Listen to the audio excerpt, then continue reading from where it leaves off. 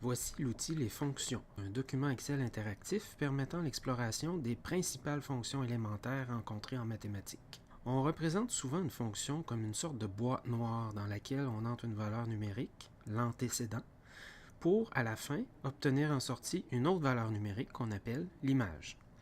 Mais qu'est-ce qui se passe-t-il dans cette boîte noire? C'est un peu ce que l'on cherche à décortiquer à l'aide de l'outil Les fonctions. L'approche présentée ici consiste donc à décortiquer le mécanisme caché en une séquence d'opérations de base. Ce faisant, on fait davantage ressortir la distinction entre deux réalités, soit le cœur de la fonction et les paramètres qui affectent l'entrée et la sortie. Tout ceci de sorte que l'on puisse détecter rapidement, en voyant une expression, la famille de fonctions, puis les ajustements qui sont appliqués aux valeurs de départ x et de sortie y. Donc ici, on va présenter l'interface de travail. Donc d'abord, on a au bas les différents onglets qui permettent de sélectionner entre les différentes familles de fonctions. Donc si on regarde les onglets qui sont en bleu, on pourrait parler ici de la famille des puissances. Puissance de degré 1, ça serait la fonction linéaire, degré 2, une quadratique, degré 1/2, racine carrée, et degré -1, on parle ici de la fonction inverse ou rationnelle. Ensuite, on a l'ensemble des fonctions exponentielles, puis les fonctions sinusoïdales, pour terminer enfin avec deux fonctions qui sont plutôt numériques définies par morceaux. On a la valeur absolue et la fonction de partie entière. Ce sont les grandes familles de fonctions qu'on étudie à l'aide de l'outil Les fonctions. Maintenant, visuellement, on a 5 grandes zones à l'écran. D'abord, la partie en haut à gauche, les deux façons de saisir numériquement les paramètres de la fonction, c'est-à-dire les constantes qui viennent jouer des rôles de transformation géométrique. Soit vous allez dans la partie du haut où on entre numériquement les valeurs, dans les zones grisées, c'est-à-dire les zones qui sont modifiables, ou on peut y aller de façon plus dynamique dans la partie du bas avec des curseurs qui permettent ici de voir tout de suite dans la partie centrale l'impact de modification de chacun de ces curseurs-là. Pour changer entre les différents modes de saisie, on choisit lequel des deux modes on veut prendre.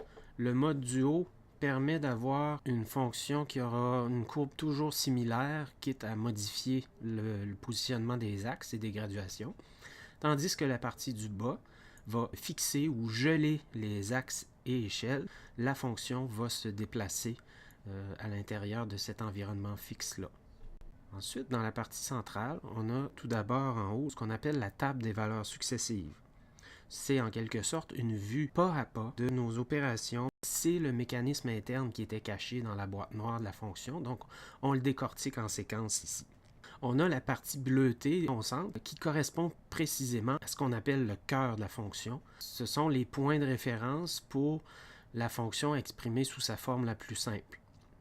Et à partir de ce comportement caractéristique-là de la fonction, ensuite, on peut, en haut et en bas, soit en entrée et en sortie, faire les transformations géométriques de déplacement de l'origine et d'ajustement d'échelle. Il faut aussi remarquer que les parties en jaune, c'est un point qui est reconnu comme étant de référence pour la fonction en question. La plupart du temps, on va parler du point à l'origine, mais dans certaines fonctions, comme la fonction rationnelle, la fonction n'est pas définie à l'origine, mais il faut choisir un autre point de référence. Donc justement, en dessous du tableau, c'est la partie plus visuelle, c'est le graphe de la fonction qui permet de distinguer assez clairement en bleu ce qu'on peut considérer comme le cœur de la fonction. Et en noir, on a les axes de graduation qui sont plutôt reliés aux paramètres à l'intérieur de notre fonction. Et finalement, dans la partie de droite, on a ce qu'on peut appeler le calculateur séquentiel. Deux colonnes supplémentaires à notre table de valeurs successives, mais où on choisit les nombres particuliers pour lesquels calculer soit une image ou un antécédent. Donc ici, si on veut calculer l'image 3, par exemple, on entre 3. Et on a les étapes successives de calcul pour aboutir finalement à l'image de 3, qui dans ce cas-ci est encore 3. Et à l'inverse, on peut chercher un antécédent, par exemple à 4, et là on remonte les opérations dans le sens inverse jusqu'à un ensemble. Ici, c'est un intervalle qui contient plein d'antécédents qui vont mener à 4. Donc c'est le chemin inverse. Donc voilà les 5 grandes zones d'analyse qui sont disponibles à l'intérieur de cet outil-là.